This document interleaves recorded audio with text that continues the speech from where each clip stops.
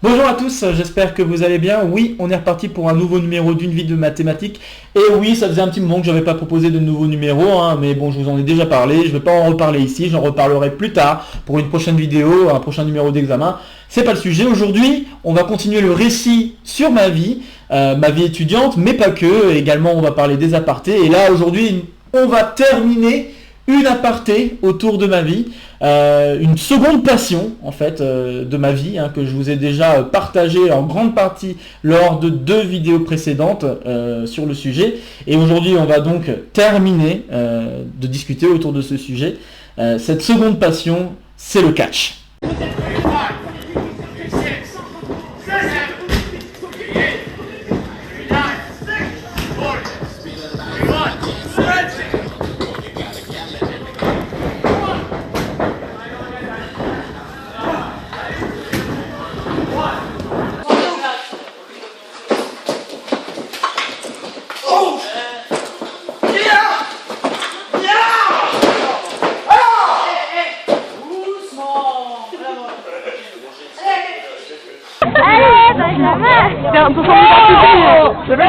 C'est méchant ça.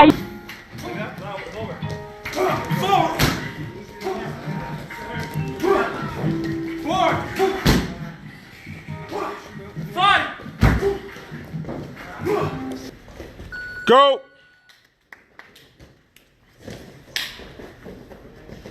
Go!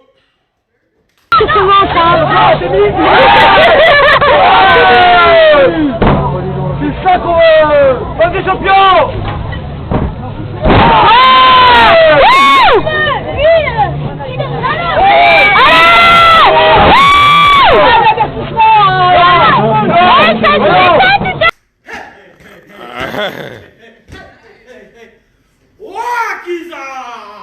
All right. What? Let's see this. Oh! All right. Go for it. 2.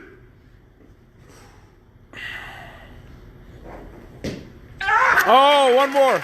Same thing. Get his hands. Tell him to get. It's Flo, say it.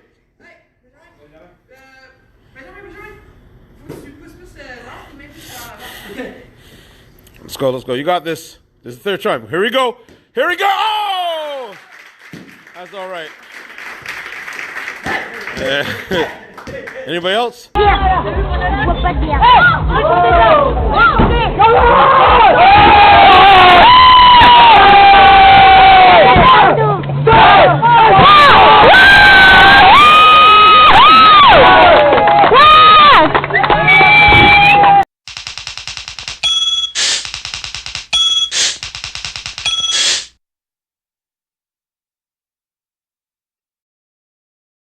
Bien, avant de vous faire un rappel et tout ça sur ce qu'il en a été des précédentes vidéos et de continuer mon récit, j'aimerais vous montrer un petit quelque chose. Ça ouais, une coiffe indienne. Donc oui, c'est la coiffe indienne que je portais quand j'allais sur le ring.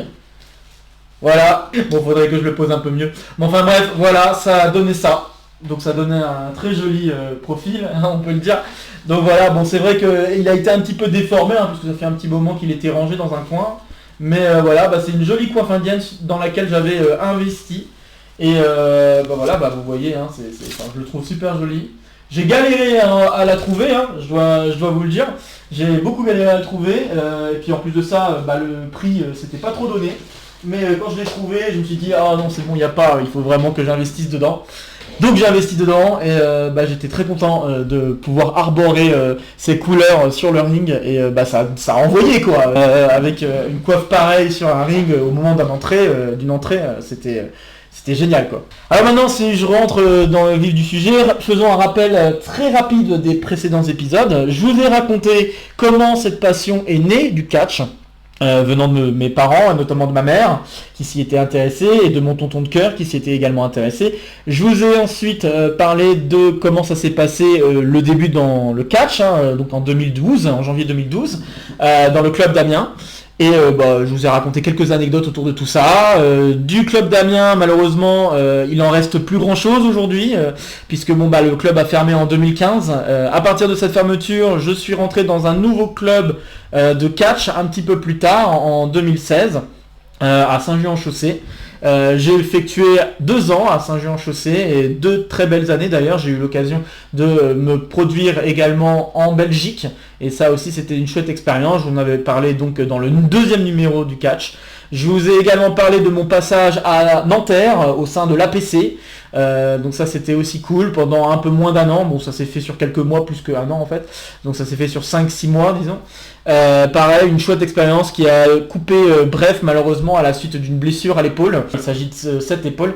Et puis je vous avais raconté le fait que j'ai dû faire une pause sur le catch parce que je voulais consacrer ce temps-là à la suite de mon doctorat qui à ce moment-là, on était aux environs d'avril 2019, était assez incertain, même si comme je vous l'avais déjà raconté dans d'autres vidéos, il semblait que tout allait vers Montréal.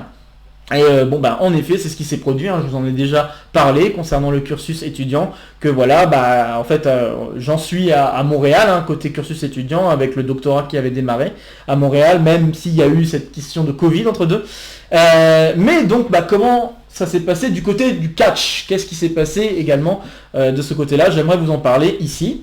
Alors par rapport au catch, ce qui s'est passé c'est que comme petit à petit je me mettais en tête l'idée que j'allais partir à Montréal, donc aux environs de mai 2019, juin 2019 disons, je me suis dit pourquoi pas aller voir en même temps ce qu'il y a comme club de catch, puisque le catch, en France c'est malheureusement de moins en moins populaire, et même encore aujourd'hui ça continue de décliner malheureusement. Bon, peut-être qu'un jour il y aura un nouveau regain, on ne sait jamais, mais pour l'instant ça décline. Et par contre aux États-Unis ou même aux Amériques du Nord, l'engouement pour le catch est tellement différent. On voit clairement que ceux qui font du catch, c'est dans leur gène, on le sent, ils ont envie de faire du catch, mais alors à fond la caisse quoi.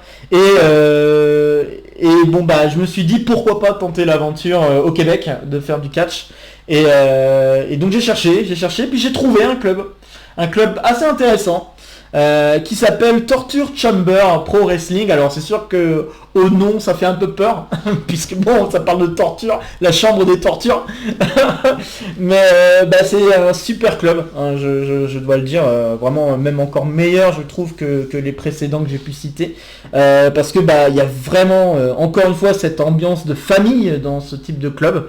On sent que les gens dans ce club sont plus que des copains parfois, et il y a vraiment une entente très très très bonne entre chaque membre du club. Et je commençais à voir, en tout cas à voir quelques vidéos, à prendre des informations sur le club, et je me suis dit pourquoi pas essayer.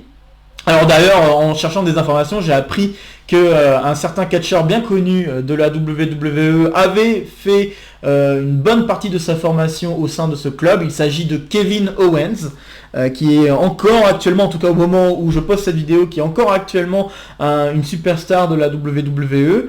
Et je vois également l'entraîneur Drew Onyx, qui est également un entraîneur assez réputé au Canada, et éventuellement un peu plus que ça. Quand je vois tout ça, quand je vois l'engouement que cela porte, quand je vois la publicité qui est apportée, je voyais qu'il y avait pas mal de shows qui étaient proposés, et c'était un peu comme en Belgique, il y avait des shows qui étaient proposés de manière mensuelle par le club, mais il y avait aussi la possibilité de faire des shows en dehors du club, et éventuellement dans d'autres villes du Québec. Donc je me suis dit, ça a l'air vachement intéressant, ça a l'air de me donner peut-être une nouvelle opportunité pour me faire connaître, parce que c'est vrai que avec tout ce que j'avais appris du catch, il n'y avait qu'un seul regret qui me restait un peu dans le cœur, c'est ne pas avoir eu l'occasion de me faire vraiment connaître dans le catch. Juste faire des matchs par-ci par-là, ça suffit absolument pas pour se faire connaître. Bien que j'avais mis en place quelques petits trucs sur internet pour essayer de me faire connaître, comme une page Facebook ou des choses comme ça, ça n'avait pas pris énormément, puisque je ne faisais pas de matchs réguliers, donc c'est sûr que ça n'aide pas trop quoi. Et là on me proposait, en tout cas je voyais une proposition pour faire du catch de manière beaucoup plus régulière, et je trouve ça vachement cool. Je me suis dit ok, on va aller voir à quoi ressemble ce club. Je suis allé donc en octobre 2019, première fois que j'allais à Montréal. Je me suis dit je vais aller découvrir à quoi ressemble le club. Et alors quand j'ai découvert à quoi ressemblait le club, j'ai adoré. Vraiment j'ai adoré. Alors c'est sûr, il y avait beaucoup de travail. Je sentais que bon voilà, il aurait fallu y mettre beaucoup du mien parce que ça faisait un moment que j'avais pas repris le catch. Encore une fois, je me retrouvais avec une pause pas loin d'un an de catch.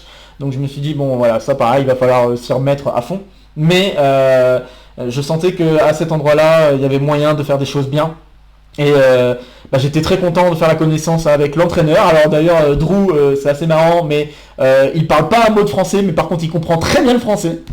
Et donc ça donne des situations bizarres du style je veux lui parler en français, il va me répondre en anglais. Et si on se comprend très bien, ça donne une discussion où on se comprend tous les deux et c'est génial. Je sais pas si vous avez déjà vécu, là je parle pour des gens qui auraient déjà voyagé ou rencontré des gens justement qui parlent anglais mais qui comprennent, qui parlent pas un seul mot de français mais qui comprennent très bien le français. Il y a pas forcément beaucoup de gens qui sont capables de ça et moi je trouve ça trop drôle de me retrouver dans une situation de discussion où moi je parle en français puis celui qui est en face parle anglais et on se comprend bien et voilà, ça donne une discussion presque normale, on a envie de dire, même si bien sûr chacun parle avec sa langue. Donc c'était chouette. Moi j'ai grandement apprécié ce premier contact. Et en discutant, il me disait à la suite de mes preuves, il y aurait moyen certainement de faire un petit tour du Québec. Bref, il m'a mis en avant 2-3 options qui pouvaient être sympas à la suite de la mise en avant de mon niveau, donc c'est-à-dire à partir de quelques mois si mon niveau reprenait assez vite. Et puis pour pouvoir mettre aussi en lumière mon personnage, bien sûr, devant les gens du club. Donc j'ai grandement adoré. Et je me suis dit ok, on va reprendre le catch dans ce club. Et donc c'est ce que je fis en 2020, janvier 2020, au moment où je commence mon cursus de doctorat à l'UQAM. Donc pas tout de suite, parce que le temps que tout se stabilise, que je commence à percevoir un peu d'argent et tout ce qu'il fallait pour être vraiment stable financièrement à Montréal, j'ai attendu vers la mi-fin janvier pour me rendre à nouveau au club de catch et commencer des entraînements assez réguliers puisque je faisais 2 voire 3 entraînements de 3 heures au sein du club. C'était génial. Franchement, encore une fois, une famille incroyable quoi. C'est une famille de catcheurs incroyable. Il y avait également d'autres gens qui faisaient du catch pour la première fois au sein de ce club, qui ont grandement évolué depuis. D'ailleurs, je vois encore des gens que je connais du club qui maintenant commencent à se faire de plus en plus connaître. Et c'est génial de voir ça.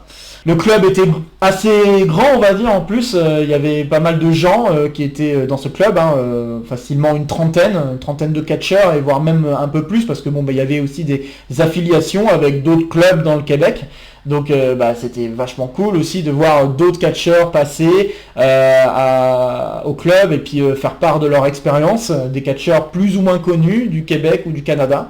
Et je trouvais ça génial. Il y avait des moments où on faisait des entraînements très rudes, il y avait des entraînements comme ça. Il y avait aussi des entraînements où c'était juste regarder des vidéos. Et ça aussi j'adorais ça parce que justement je faisais ça moi-même déjà depuis le début. Et c'est pour ça que j'ai autant de vidéos sur le catch, ce que je faisais moi pendant les entraînements ou pendant les matchs de gala. C'est parce que je prenais déjà l'habitude de m'enregistrer à chaque fois que je faisais un entraînement, ou quasiment à chaque fois, pas toujours, mais quand même très souvent je m'enregistrais au moment où je devais faire un entraînement, et notamment que je commençais à faire un match, on essayait de faire un match avec des gens du club. Donc à chaque fois, que ce soit Club d'Amiens ou ailleurs, et j'adorais ça, le fait que on ait carrément des séances complètement dédiées à juste regarder des vidéos de matchs de catch. Et ça peut être des matchs de catch d'un ancien show du club, genre un show qui s'est tourné très peu de temps avant le jour où on le regarde, ou alors ça peut être très bien un show plus ancien, dans lequel on revoit un vieux match et on se pose la question pourquoi tel ou tel mouvement faisait sens, pourquoi tel ou tel mouvement a fait bondir la foule, pourquoi est-ce que ça c'était un bel enchaînement, pourquoi est-ce que ça c'était à éviter, pourquoi est-ce que tel ou tel mouvement est un botch, donc un raté.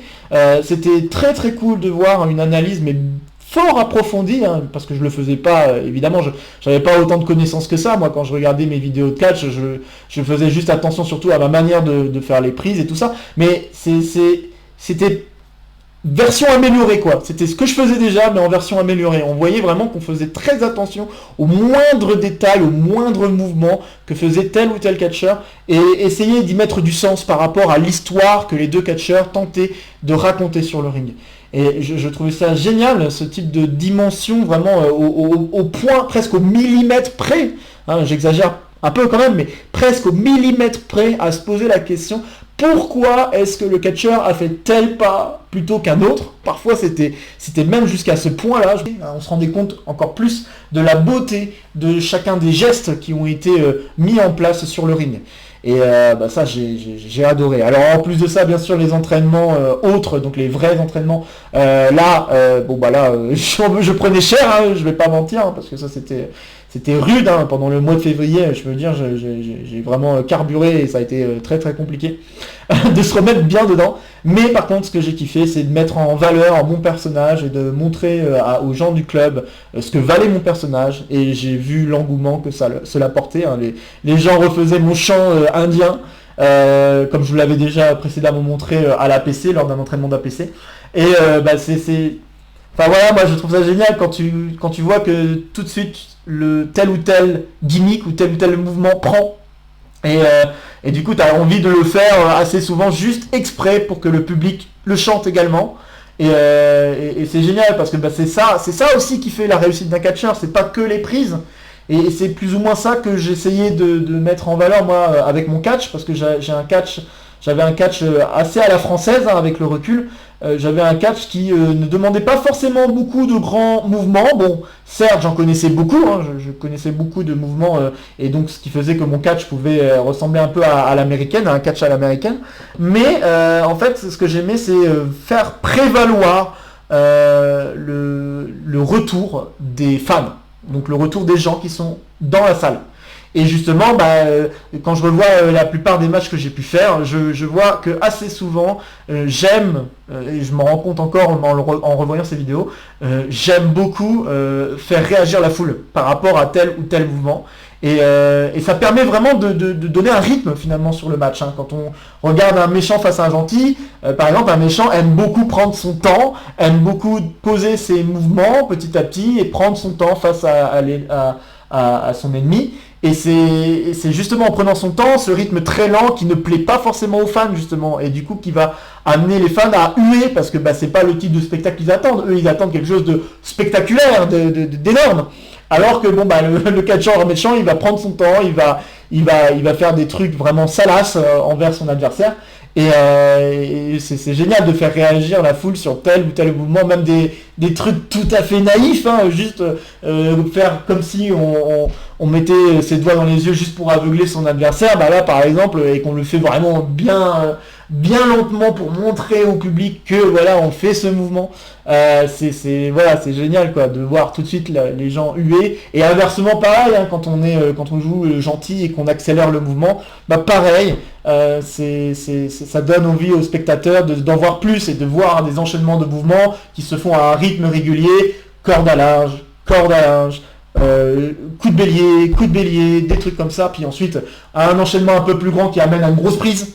Voilà, voir un rythme particulier donné sur un match, ça donne envie au spectateur de suivre le mouvement et de lui-même réagir à tel mouvement. Quand il voit une corde à linge, il va faire oh, puis après oh, puis encore oh, puis après quand il y a une grosse prise qui se prépare, il fait oh. Vraiment c'est ça, c'est vraiment ce côté théâtral qui était beaucoup mis en valeur dans ce club. En plus de bien sûr se poser des questions sur tel ou tel mouvement, pourquoi on fait tel ou tel mouvement pour essayer de faire amener la foule. Je pense que c'est ça que j'ai appris le plus dans ce club, c'est ce côté encore plus théâtral du catch.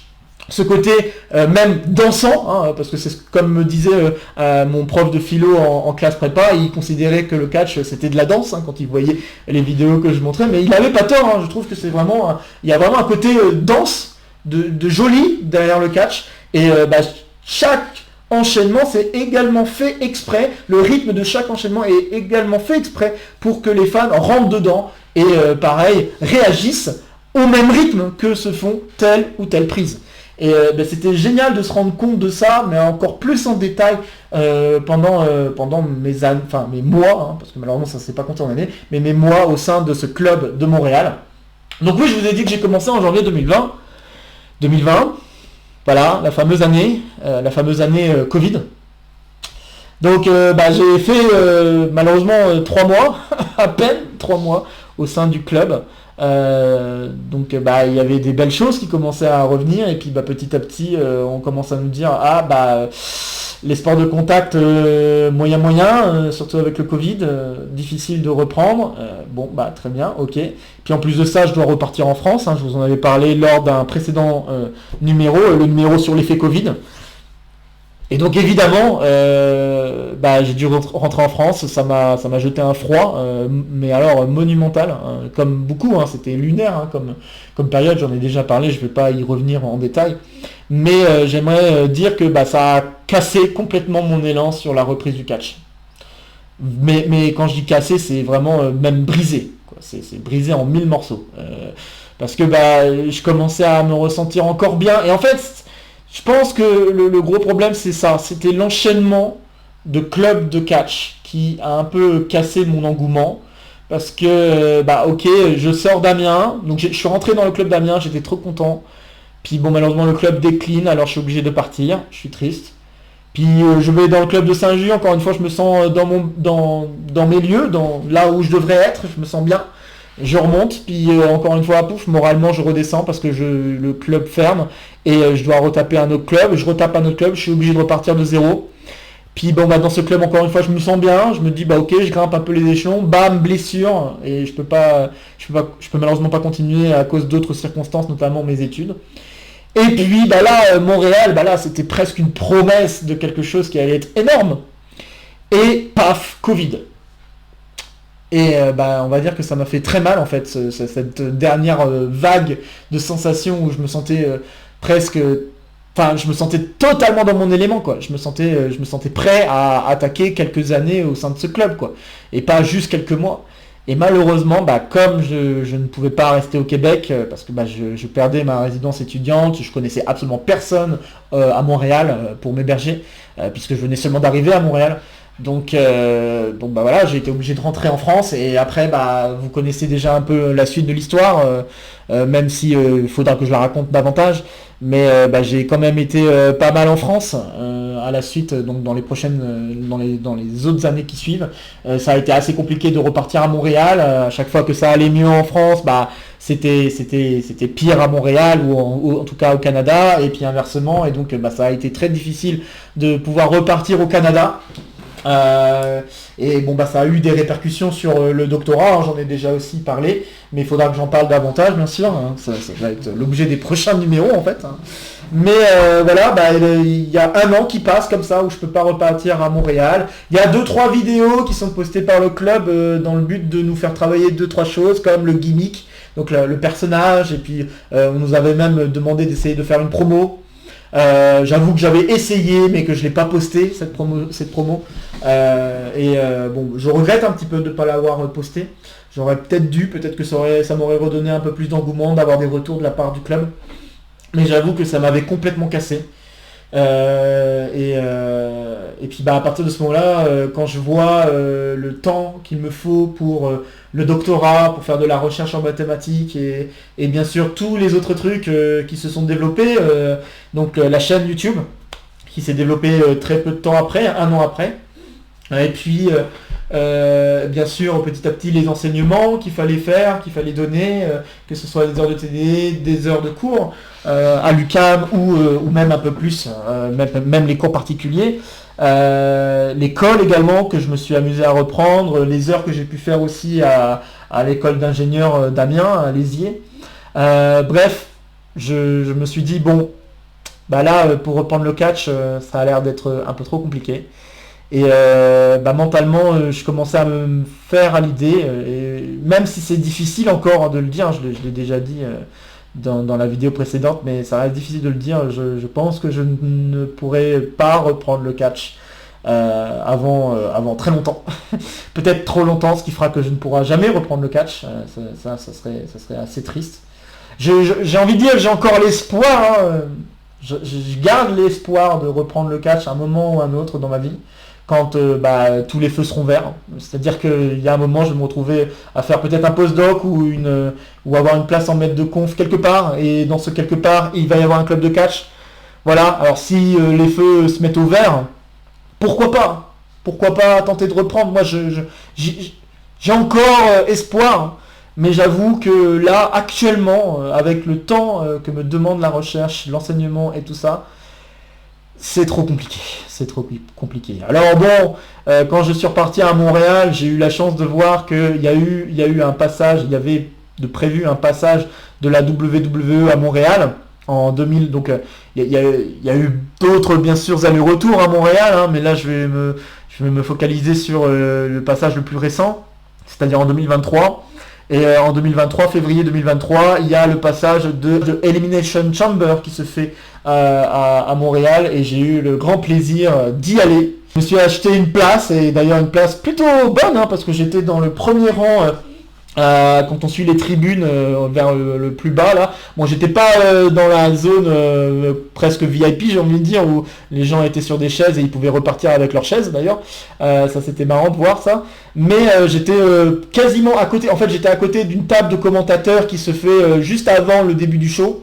Et puis il y a eu ensuite le show, et j'avais vraiment une super vue sur le ring, et j'ai pu voir les matchs en cage et tout ça. Ça m'a fait grandement plaisir, et ça a fait également plaisir aux gamins que j'étais quelques années auparavant. Donc oui, évidemment, quand j'ai vu ce show là, c'était le premier show de la WWE que je voyais en direct.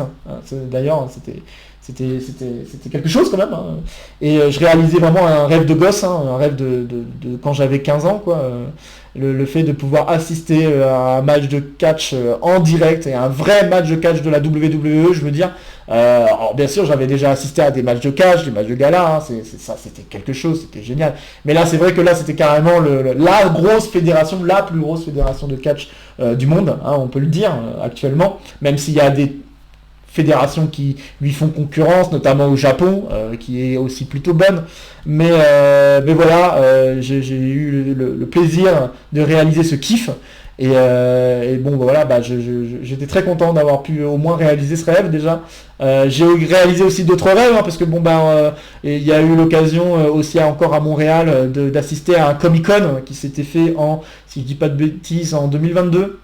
Et dans ce Comic-Con, il y a eu Kevin Owens, justement, qui faisait un passage dans ce Comic-Con, et j'ai eu le plaisir de prendre une petite photo avec lui, et également de pouvoir discuter un petit peu avec lui en dehors, et c'était vachement cool. Bon, bien sûr, voilà, c'est dans le cadre d'un Comic-Con, donc on n'a pas beaucoup de temps, et je me souviens lui avoir posé une question, et la question que je lui avais posée, c'est comment il arrive à lier à la fois sa passion et à sa vie sentimentale, sa vie privée, tout ça. Une question qui, plus ou moins, se reflète par rapport à moi aussi, hein, ma vie par rapport à ce que je fais à côté du catch. Et il m'avait répondu, écoute, ma famille, elle est à fond dans le catch, quoi. Ma femme est fan de catch, mes enfants aussi sont fans de catch, ils sont là à suivre les shows jour après jour, à me supporter, tout ça. Et c'est peut-être là, en fait, le truc qui pêche un peu pour moi, c'est que j'ai pas grand monde pour me dire, vas-y, mets-toi à fond pour faire le catch, donne-toi à fond, parce que dans ma famille, il y avait à la rigueur ma mère, hein, qui me motivait pas mal pour en faire. Mais en dehors de ça, ma copine, c'est pas trop ça, quoi, c'est pas trop ça calme le catch. Et pareil, dans mon entourage, il n'y a pas forcément beaucoup de monde qui sont fans de catch. Il y en a qui, on en a entendu parler quand je dis que j'ai fait du catch, ils disent ah ouais, t'as fait du catch, ah c'est marrant. Et comment ça se passe, etc. Évidemment, j'ai toujours le droit à la fameuse question, est-ce que le catch est truqué? Bon voilà, tout fan de catch a eu affaire à ce genre de questions un jour dans sa vie. D'ailleurs, si vous voulez, je peux y répondre. Pour moi, le catch, c'est pas du trucage au maximum. Il y en a un peu, mais c'est pas truqué de fond en comble parce qu'il faut savoir se prendre les chutes, il faut savoir se prendre des coups de poing, il faut savoir également se prendre, donc donner et prendre des coups de poing, donner et prendre des coups de pied, donner des cordes à linge. Les cordes à linge, elles sont vraiment données, hein, et bien sûr on les donne d'une certaine manière pour pas que ça fasse trop mal, mais elles sont vraiment données. Les coups de poing, la plupart du temps, il y a des astuces quand même pour faire en sorte qu'ils soient pas trop bien, enfin qu'ils soient pas donnés réellement au visage, bien sûr, parce que en réalité, un gars qui se prend un vrai coup de poing, ça fait comme dans la boxe, ça peut mettre KO direct. Donc bien sûr, il y a un peu de trucage, mais il y en a pas tant que ça, parce que bon bah ça reste un sport spectacle, hein, faut pas oublier, il y a le mot spectacle qui reflète vraiment le côté théâtral, mais il y a aussi le sport. Et on comprend mieux pourquoi les gens qui font du catch sont généralement très baraqués, ou en tout cas ont une endurance assez forte et tout ça. C'est parce que il faut impérativement travailler son corps pour les impacts sur le ring, et également les différentes prises ou les différentes portées que l'on fait sur le ring. C'est très très rapide, c'est très difficile à enchaîner, et donc voilà, pour moi c'est clairement pas truqué. Voilà, je peux répondre que c'est pas truqué, à condition qu'on ne regarde pas que juste les coups de poing et les coups de pied qui sont donnés. Si on regarde de plus près l'ensemble d'un match, quand on regarde ce qu'est capable de faire tel ou tel catcheur, sauter de la 3e corde, faire un salto arrière, des trucs comme ça, c'est pas donné à tout le monde, et évidemment des mouvements comme ça c'est très compliqué, et ça demande beaucoup d'entraînement pour savoir les maîtriser, et c'est de la répétition sans cesse pour en fait maîtriser chacun de ces mouvements à la perfection, pour s'assurer que chacun de ces mouvements va pas infliger de blessures. Et plus on les a travaillés, moins on fait d'erreurs, et donc qui dit moins faire d'erreurs dit évidemment moins de blessures. Et qui dit moins de blessures dit aussi une reconnaissance de la part de notre travail, hein, donc une reconnaissance de notre travail, une reconnaissance de notre travail vis-à-vis des entraîneurs. Donc c'est vraiment, il y a vraiment tout un truc derrière, et voilà. J'ai été très heureux de vous avoir partagé tout ça concernant le catch. C'est vrai que j'avoue que ça n'a pas été évident, parce que je me suis dit bon, c'est quand même une aparté qui a rien à voir avec les mathématiques, hein, mais je voulais vraiment vous partager tout ça parce que c'est une seconde passion, comme je l'ai dit, c'est une passion importante pour moi dans ma vie, et je voulais vraiment vous en parler parce que voilà, ça fait partie de ma vie, et il y a eu des choses liées au catch qui ont eu des conséquences sur les mathématiques et inversement. Et voilà, donc aujourd'hui, ça fait depuis mars 2020 que j'ai pas repris le catch. Donc 4 ans. 4 ans, ça fait quand même beaucoup. Et je perds pas espoir sur le fait de reprendre le catch un jour, mais pour l'instant c'est pas la priorité. La priorité c'est pour les maths, faire de la recherche, faire de l'enseignement. C'est vrai que ça c'est ce que je kiffe le plus. Et puis voilà, si un jour l'occasion se présente, on essaiera de reprendre, on verra bien.